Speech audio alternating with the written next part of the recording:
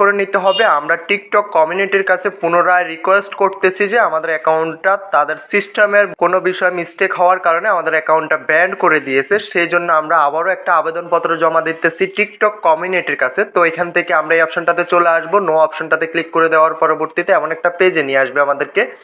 তো নিয়ে আসার পরবর্তীতে এখান থেকে বলতেছে যে কি সমস্যার কারণে আপনার অ্যাকাউন্টটা ব্যান করে দিয়েছে। তো আমি সর্বপ্রথম উপরে অপশনটা সিলেক্ট করে নিতেছি। উপরে অপশনটা হচ্ছে আমি বলতেছি যে টিকটক কমিউনিটির সিস্টেম ভুলের কারণে আমার অ্যাকাউন্টটা ব্যান করে দিয়েছে, এবং কি আমরা নিচে একটা আদার্স অপশন পেয়ে যাব, আদার্স অপশনে ক্লিক করে দিতে হবে। আমি আদার্স অপশনে ক্লিক করে এখান থেকে এটা সাবমিটে ক্লিক করে দিলাম। তো সাবমিটে ক্লিক করে দেওয়ার পরবর্তীতে টিকটক কমিউনিটির কাছে একটা আবেদনপত্র জমা হয়ে যাবে। আমাদের টিকটক অ্যাকাউন্টটা রিকভারি করার জন্য আরও একটা স্টেপ আমরা এগিয়ে যেতে পারবো। তো যার যার টিকটক অ্যাকাউন্ট ব্যান হয়ে গেছে অবশ্যই আমাদের সাথে যোগাযোগ করবেন। ডিসক্রিপশন হোয়াটসঅ্যাপ টেলিগ্রাম গ্রুপের লিঙ্ক পেয়ে যাবেন। অবশ্যই আপিল করার আগে আমাদের সাথে যোগাযোগ করে নেবেন, কারণ আপিল করার আগে আমাদের সাথে যোগাযোগ করে নিলে অবশ্যই 100%লি আপনার অ্যাকাউন্টটা আমরা পুনরায় রিকভারি করে দিতে পারবো। তো অনেকে দেখা যায় আপিল করার পরবর্তীতে আমাদের সাথে যোগাযোগ করে, আপিল করার পরবর্তীতে আমাদের সাথে যোগাযোগ করে কোনো লাভই হবে না আপনার, কারণ আপনি যখন এক ডিভাইস থেকে একটা আপিল সাবমিট করে দেন, পুনরায় আমরা যদি অন্য একটা ডিভাইস থেকে আপিলটা সাবমিট করি, তারা আপিলটা সাবমিট করতে চায় না, এবং কি তারা আপিলটা সাবমিট করলে অ্যাকাউন্টটা রিকভার করে না। তো সেই ক্ষেত্রে বলবো অবশ্যই আপনার অ্যাকাউন্টটা ব্র্যান্ড হওয়ার সঙ্গে সঙ্গে আমাদের সাথে যোগাযোগ করবেন। ইনশাল্লাহ 100%লি আপনার অ্যাকাউন্টটা আমরা রিকভার করে দিতে পারবো।